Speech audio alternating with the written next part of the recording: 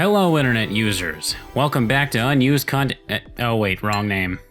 Today we're going to be looking at something a little different than what I usually talk about. After I wrapped up my look into the Game Boy Advance era of Pokemon, I stumbled across an interesting topic that I thought would be fun to cover. What I'm referring to is the subject of the elusive Pokemon event cartridges.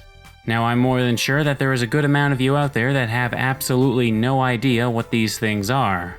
As the name of them implies, these were special cartridges used at real-life events that were meant for sending data to the Pokemon games of those that attended. More often than not, this was in the form of a special Pokemon. However, after a bit of research on the subject, I found that there is a bit more to it, and that there is quite a bit of history surrounding them, most of which is shrouded in mystery, with many still debating over whether some of the details are fact or fiction. Since this obviously cannot count as unused content, I've decided that the title of Lost Content is far more appropriate in this case.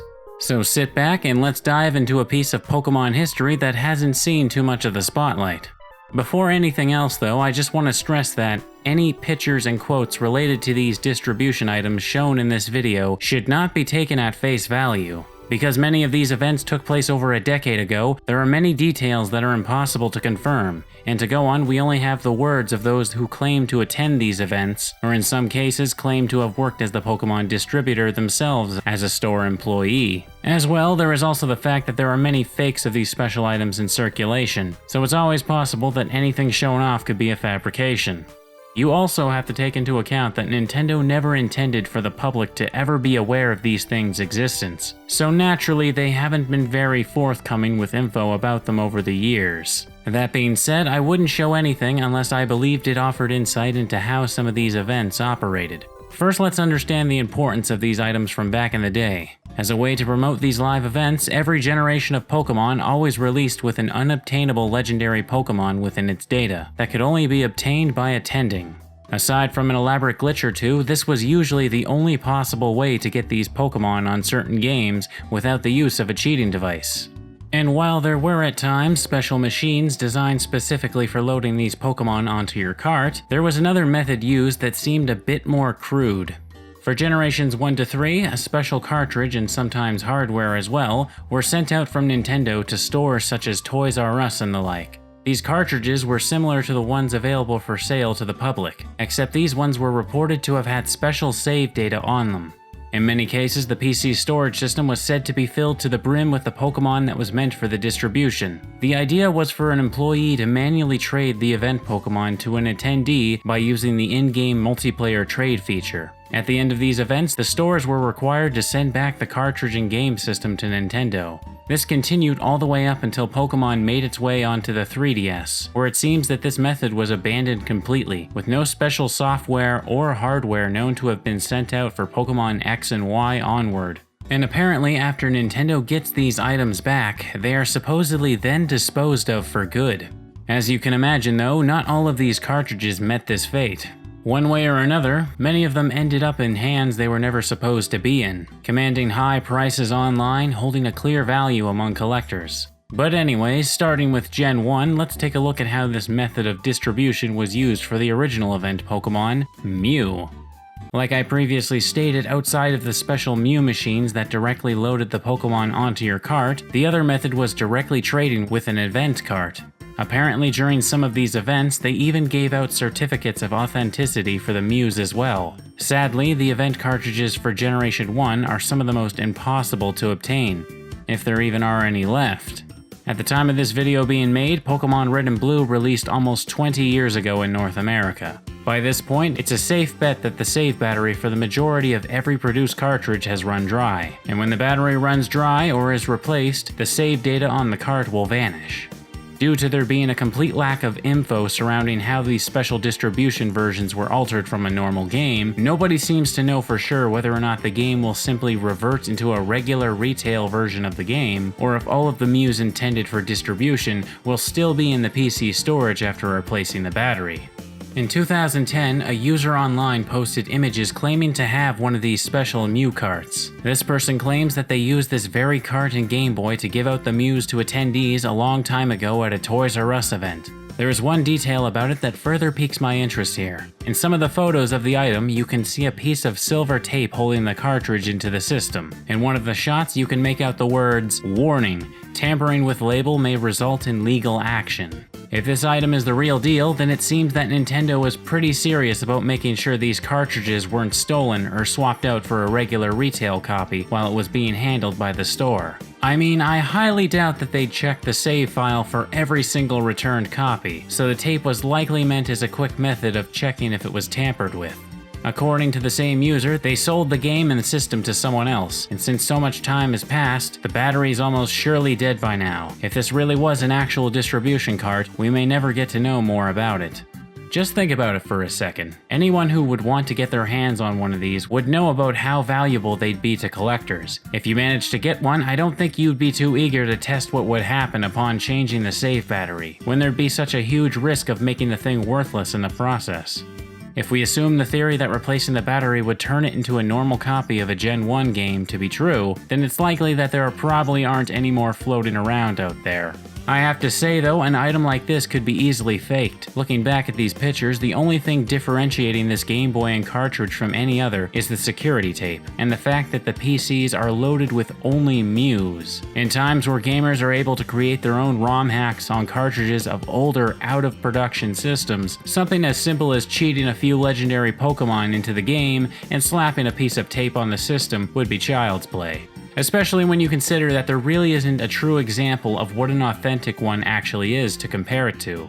As for Gen 2, after searching I wasn't able to come up with anything similar to the Mew distribution cart, which is honestly what I expected.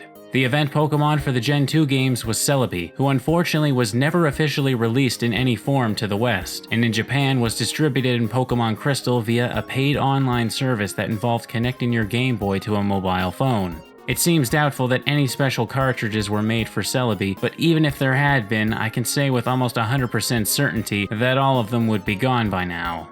You see, the Gen 2 games were highly ambitious, having a real-time clock system that changed whether it was night or day in-game. As a result of this, the save battery took more strain, and the lifespan of them lasted a much smaller amount of time compared to the Gen 1 games. Once again, if we assume that the save battery dying would turn this modified game into a normal one, then this pretty much kills any chance of finding one nowadays. But of course, that's a pretty big if for something that probably doesn't even exist anyway. Next, let's go to Gen 3. Of course, I know all about the event tickets and the special islands for the Game Boy Advance Pokemon games, but the subject of today is still on the modified distribution carts. There isn't too much different about these ones though compared to the Gen 1 event cartridges. Although there were a lot more Pokemon than just Mew distributed, the idea was still the same. The PC storage was loaded up with a huge amount of the distributed Pokemon, meant to be directly traded with players that showed up. What interests me though is a few rumors surrounding them. There have been some claims that aside from the event Pokemon being put onto the save file, there were also some unusual oddities with the game itself. If any of these are true, I'd like to mess around with one of these and see exactly what kind of changes were made. But honestly, I'm pretty sure these claims are just that. Claims.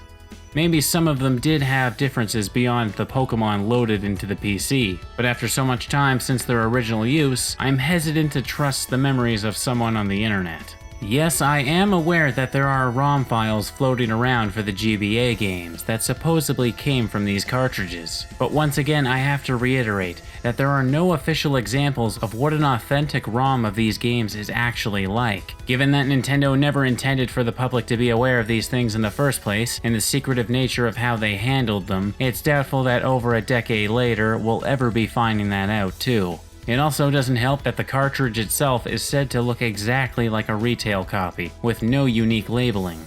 Due to these facts, there is no way to definitively prove or disprove the legitimacy of any of the ones floating around out there. At least that's my opinion on the matter anyway. Call me crazy, but I'm not about to drop hundreds of dollars on a GBA game when the only proof you have that it came from an event is that there are a bunch of Mews in the PC, something anyone with a Game Shark could do in 5 minutes. However, once the era of the GBA ended and the DS came around, things were changed up quite a bit. Because the new system was able to connect to the internet, this made it easier to distribute some of these timed event Pokemon to people, simply requiring an internet connection without the need of leaving your home. But despite this available option, Nintendo didn't use it the majority of the time. During the period where the main Pokemon games were being released for the DS, live distribution event Pokemon were more prominent than ever.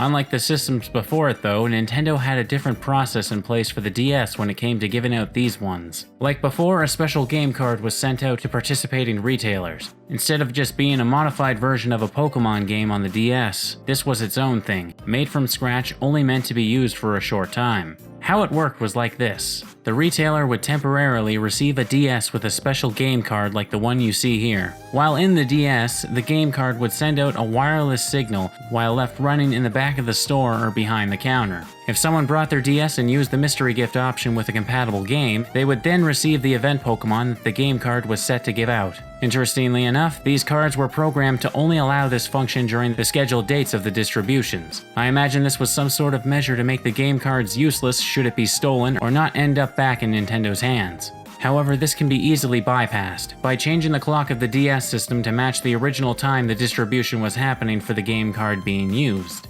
Should you happen to get your hands on one of these, it's still possible through the use of 2 DSs to send the long since past event Pokemon to your DS game. And as far as I'm aware, there shouldn't be any issue with transferring these Pokemon forward all the way to the latest games. Even though it's been so long since these events happened, and even though it might not technically be the case, the game will treat the received Pokemon as if it were obtained in an intended way, so you don't have to worry about the game thinking that you're cheating or anything like that. It seems that for the DS era, there are more of these event cartridges out there than any others. This is likely due to the high amount that were sent out as opposed to the previous generations. When you think about it, these things are actually pretty cool. A game card that can infinitely generate a special Pokemon that was only meant to be given out for a short time, back almost a decade ago. It's no surprise to see so many people who have made it their goal to collect and assemble them all. As much as I think it would be neat to get a hold of one, I'm pretty sure it's technically not legal to be buying and selling them like they are now. You know, as if the big "not for resale" sign wasn't enough of an indication.